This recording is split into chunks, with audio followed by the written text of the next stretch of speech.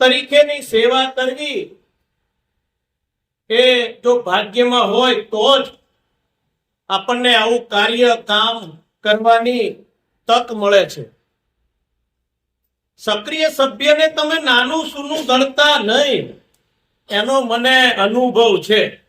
હું એક ખાલી સક્રિય સભ્યનું લેટર પેડ છપાઈને સરકારમાં રજૂઆત કરતો હતો.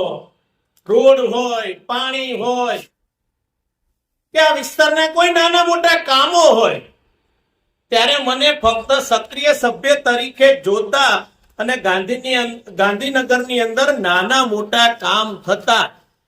એટલે સક્રિય સભ્ય નાનું કામ નથી કે નાનું પદ નથી, એનું નામ જ સક્રિય. જે જાગતો હોય એનું નામ સક્રિય, અને ઊંઘતો હોય આપણે કહે છે ને જાગતાની બોલો ને અને ઊંઘતાનો.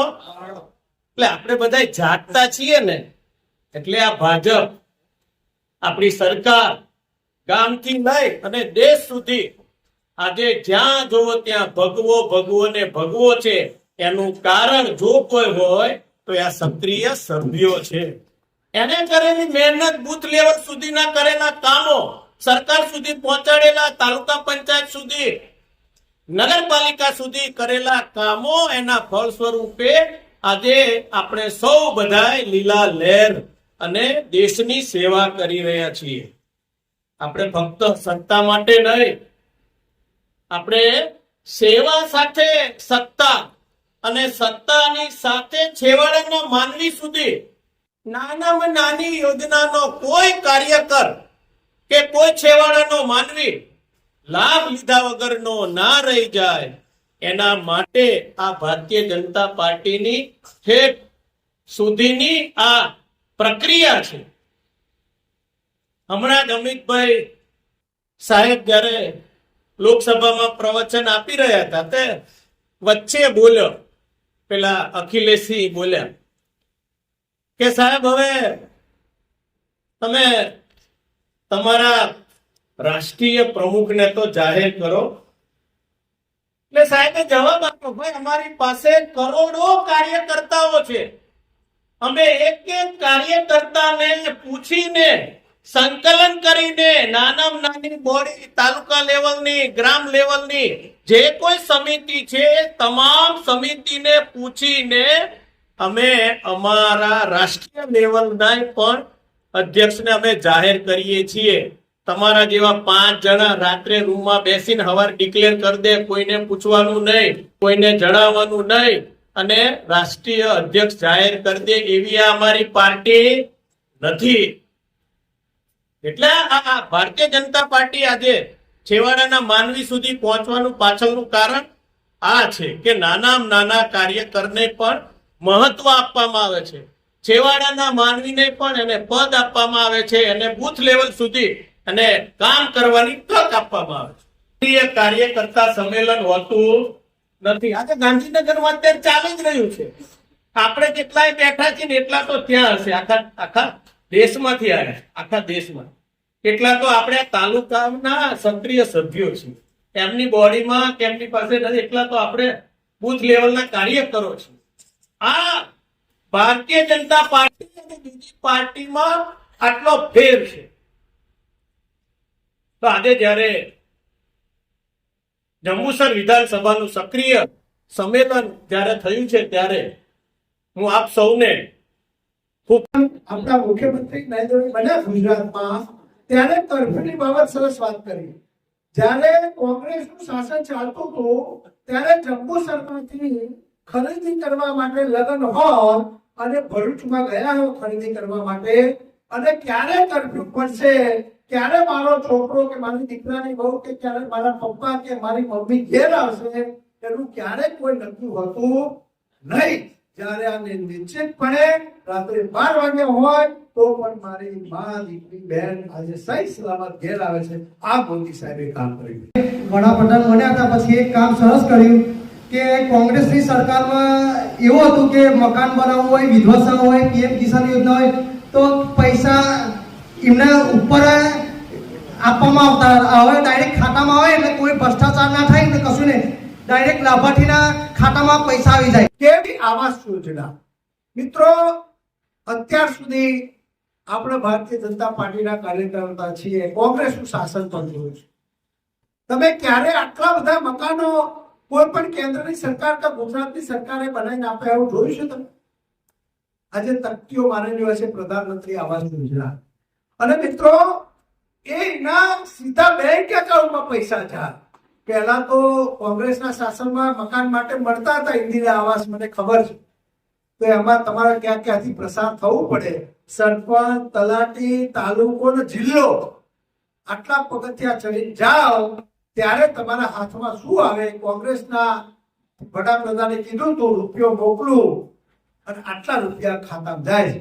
જ્યારે આજે 100 રૂપિયા મોદી સાહેબ આપે, 100 રૂપિયા ખાતામાં જાય છે. આ કામ આપણા પ્રધાનમંત્રી શ્રીએ કર્યું છે. જે વિચાર્યું કે ખેડૂતે ડબલ આવક કરવાની, તો 1 ડિસ્ટ્રિક્ટ 1 પ્રોડક્ટ ગુજકો મારફતે જે સંઘણી સાહેબે બીડું ઝડપ્યું અને 1 વર્ષ થયું ને રાજ્યપાલે લોન્ચ કર્યું. પણ 1 વર્ષ દર મેં જઈને ખંખેર દિલીપ સાહેબ પાસે જઈને કહ્યું કે હું ચલાવવા તૈયાર છું. એટલે એ ચલ્યું. એટલે ત્યાર પછી ગુજકોએ મને જવાબદારી સોંપી કે હવે તમે 5 જિલ્લામાં જઈ 1 ડિસ્ટ્રિક્ટ 1 પ્રોડક્ટ કે મોદી સાહેબે આ નક્કી કર્યું હતું.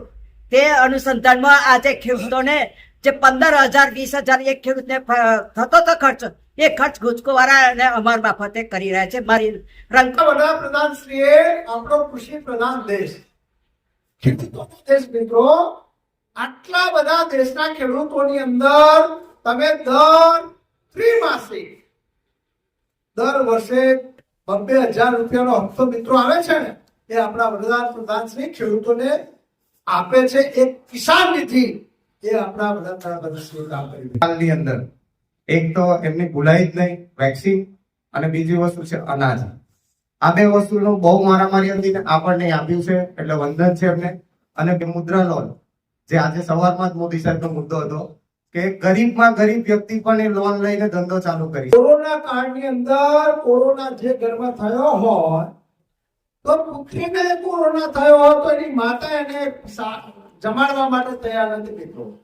પતિને જો કોરોના થયો હોય તો એને જમાડવા માટે એની પત્ની તૈયાર નથી. પત્નીને જો કોરોના થયો તો પતિની સેવા કરવા તૈયાર નતો.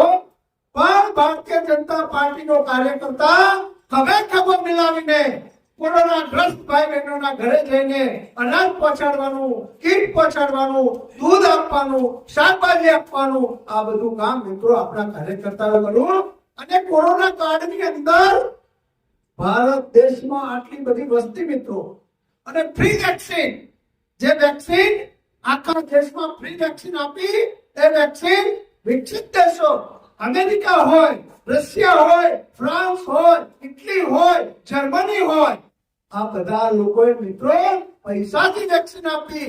અને આપણો ભારત દેશ એવો એક દેશ હતો કે આપણે ફ્રી વેક્સિન આપી અને વિકસિત ભારત 108 દેશોની અંદર નરેન્દ્રભાઈ મોદી સાહેબે વેક્સિન પહોંચાડવાનું કામ મિત્રો કર્યું. મિત્રો ભારત દેશમાં કોઈ ગરીબ કોરોનાની કારણે રોજી રોટી માટે જઈ ના શકતો હોય તો એને ખાવા માટે કઈ તકલીફ ના પડે, એના માટે આપણી જે સત્તા નામની દુકાનો છે એના મારફતે ફ્રી અનાજ માટેની ઘોષણા કરી અને એ યોજના આજે પણ મિત્રો ચાલુ છે. આ ખૂબ સરસ કામ દેશ માટે અને લોકહિત માટેના 2 કામ કોરોના વખતે મોદી સાહેબે કર્યા છે. એ ન ભૂતો ન ભવિષ્ય કાર્ય પણ રહી છે મિત્રો. નેક્સ્ટ અનેક છે, ગણી શકાય એવી નથી. તેમાંની મુખ્ય યોજના છે પ્રધાનમંત્રી દવાનું જે કાર્ડ, જે આપણને બીમાર પડતા હતા અને દવાની ચિંતા હતી, તે 10 લાખ રૂપિયા સુધીની દવા નરેન્દ્રભાઈ મોદીના કાર્ડ પર થઈ શકે છે. જ્યારે બીજી યોજના છે દીકરીઓ માટે, કે દીકરી જો ભણતી હોય તો એને પહેલા 1,500 ની બસમાં પાસ કરવાની ચિંતા હતી. હવે આજીવન ભણવા માટે પણ એને બસની પાસની જરૂર નહીં, ને દર મહિને 5 થી 6 હજાર રૂપિયા શિષ્યવૃત્તિ પણ 2 છોકરા માટે આપે છે. તો નરેન્દ્રભાઈ આપણે એની વાત કરી લઈએ મિત્રો. ગુજરાતમાં નરેન્દ્રભાઈ મુખ્યમંત્રી બન્યા ત્યારે સૌથી પહેલા 2 લાખ રૂપિયાનું આયુષ્યમાન કાર્ડ મોદી સાહેબે કાઢ્યું. બરાબર છે? યાદ છે કોઈને? ત્યારબાદ મા કાર્ડમાંથી રૂપાંતર થઈને 5 લાખ સુધી આપણે પહોંચ્યા. નરેન્દ્રભાઈ દેશના વડાપ્રધાન બન્યા પછી આખા દેશની અંદર પ્રધાનમંત્રી આયુષ્માન કાર્ડ 5 લાખ રૂપિયાનું કવચ સૌ પ્રથમ જયારે એમને લોન્ચ કરી ત્યારે એનો સર્વે મિત્રો દિલ્હીથી કર્યો. દિલ્હીથી કરી કોઈને ખ્યાલ નતો, સીધું કાર્ડ તમારા ઘરે મિત્રો આવ્યું. 5 લાખ રૂપિયાનું કાર્ડ એટલે મિત્રો કોઈના ઘરમાં કેન્સર, કિડની, લીવર આવી બીમારીથી જો કોઈના ઘરમાં બીમારી આવે તો દીકરીના લગ્ન માટે 5 લાખ રૂપિયા ભેગા કર્યા હોય અને જો પપ્પાને કેન્સર થયું તો દીકરીના લગ્નના, દીકરીને ભણાવવાના પૈસા ટોટલી પપ્પાના ખર્ચમાં જતા રહે. અને એ ખેડૂતે પોતાનું જે જમીન પોતાની માતા જેને કહીએ છીએ એ માતાને ક્યાંક ગીરો મૂકવી પડતી, અધરવાઇઝ ક્યાંય વેચી મારવી પડતી અને એ દવા કરાવતા. પણ મોદી સાહેબે 5 લાખ રૂપિયાનું કવચ આપ્યું. એની સાથે સાથે ગુજરાત સરકારે એમાં 5 લાખ ઉમેર્યા અને આપણે 10 લાખ રૂપિયા સુધીનું આપણે કવર ચાલુ છે ગુજરાતમાં. ખૂબ સરસ કામ મિત્રો. આજની તારીખમાં સિવિલની અંદર તમે જાઓ, તમારા ગામમાં પણ તમે જોશો તો 60 ઉપરના જે આપણા માતાઓ વડીલો છે એમના પગ ખૂબ કામ કરવાને કારણે ના ચાલતા હોય તો તમે જોજો એમના પગના ઢીંચણ બદલાવાનું કામ પણ આજે મોદી સાહેબ કરે છે. તો આજે ગુજરાતની શું પરિસ્થિતિ હોય મિત્રો? નર્મદા યોજનાનો શિલાન્યાસ કોંગ્રેસે કર્યું ખરું મિત્રો, પણ એ યોજના પૂરી ના થાય એના માટે કાવા દાવા કર્યા. આપણા એ વખતના મુખ્યમંત્રી નરેન્દ્રભાઈ મોદીએ અમદાવાદ ખાતે જીએમડીસી ગ્રાઉન્ડમાં ઉપવાસ ઉપર ઉતરવું પડ્યું હતું અને નર્મદા યોજના પૂરી કોંગ્રેસ નથી થવા દેવી. નરેન્દ્રભાઈ મોદી વડાપ્રધાન બન્યા અને 13મા દિવસે નર્મદા એમના દરવાજા જે 10-15 વર્ષથી બનીને પડ્યા હતા એ દરવાજા બેસાડવાનું કામ કર્યું અને બેસાડવાનું કામ કર્યા પછી એને બંધ કરવાની પણ પરમિશન આપી. એટલે આજે કચ્છ અને કાઠિયાવાડ બધે જ આપણે નર્મદા યોજનાનું પાણી મિત્રો પૂરું પાડી શકીએ છીએ. દિલથી આભાર માનું છું કે એમને મહિલા સશક્તિકરણના જે કાયદાઓ સ્ટ્રોંગ કર્યા છે એના માટે હું ખૂબ એમની દિલથી આભારી છું અને બધી જ મહિલાઓ પણ ખૂબ દિલથી એમનો આભાર માને છે.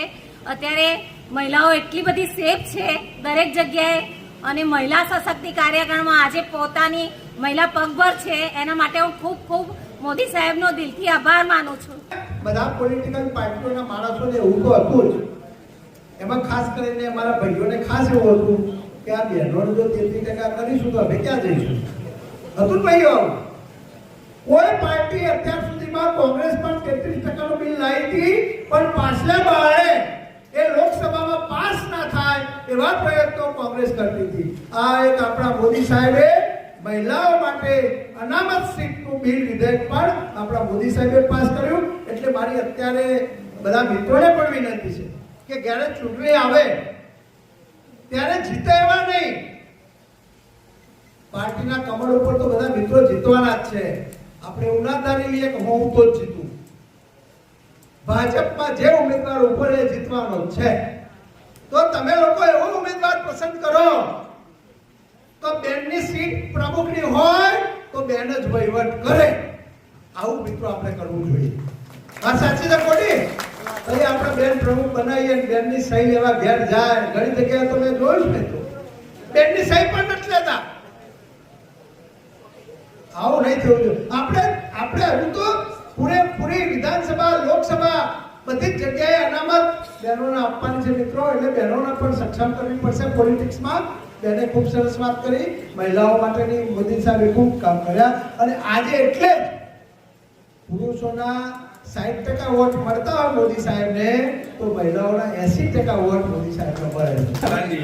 એક ખેડૂત અકસ્માત વીમા યોજના જેમાં ખેડૂત ખાતેદાર અથવા તેના વારસદારને 2 લાખ રૂપિયા મળે છે મૃત્યુ પછી. એ કામ આપણે આપણી વિધાનસભામાં હું કરું છું ને આ વર્ષે મારો 50 લાખ રૂપિયાનો ટાર્ગેટ છે. ખેડૂતોને મારે 50 લાખ રૂપિયા અપાવવાના ને 3 મહિનામાં 18 લાખ રૂપિયાનું કામ થઈ ગયું છે અને એ કામ ટોટલ મફત થાય છે. ત્યારે સાંભળ્યું તું કોઈ વીમા એજન્ટ 12 રૂપિયામાં તમને 2 લાખનો વીમો આપે.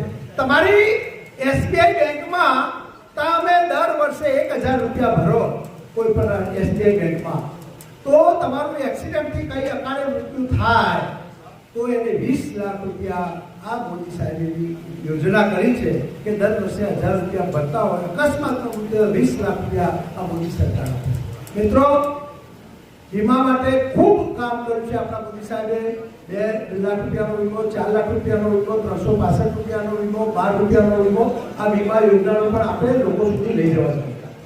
ભારતીય જનતા પાર્ટીના આમોદ અને જંબુસર વિસ્તાર વિધાનસભાના સક્રિય કાર્યકરોનું આજે BAPS હોલમાં જંબુસર મુકામે જે સંમેલન યોજાયું એમાં મોટી સંખ્યામાં સક્રિય કાર્યકરો અહીં ઉપસ્થિત રહ્યા. કાર્યકરોને પ્રદેશમાંથી પધારેલા ભરૂચ જિલ્લાના પ્રભારી અશોકભાઈ પટેલ તેમજ અહીંના ધારાસભ્ય શ્રી DK સ્વામી તેમજ અમે સંબોધન કર્યું અને કાર્યકર્તાઓને એક મંત્ર જે ચરે વૈતી એ પ્રમાણે કાર્યકર્તાઓએ સતત કાર્યરત રહેવાનું છે અને જે રીતે ભગવાન રામના દૂત હનુમાનજીએ કાર્ય કર્યું છે અને એમનો મંત્ર હતો રામ કાજ કીન્હે વિના મોહે કાં વિશ્રામ, એ રીતે ભારતીય જનતા પાર્ટીના સૌ કાર્યકર્તાઓએ પોતાના ઘરમાં બેસી ના રહી અને સમાજમાં લોકોની વચ્ચે રહી કામ કરવાનું છે. અને જે રીતે દેશના યશસ્વી અને વૈશ્વિક નેતા એવા આપણા માનનીય વડાપ્રધાન નરેન્દ્રભાઈ મોદી જે રીતે સતત કાર્યરત છે, દિવસમાં અને રાત જોયા વગર 18 કલાક જેટલું પોતે કામ કરે છે અને દેશ અને દુનિયામાં એમની ખ્યાતિ છે. અને એ માત્ર નરેન્દ્રભાઈ મોદીનું ગૌરવ નથી, પરંતુ આપણે સૌ ભારતના લોકોનું આ ગૌરવ છે અને આ ગૌરવને આપણે ટકાવી રાખવાનું છે. Subscribe now and press the bell icon.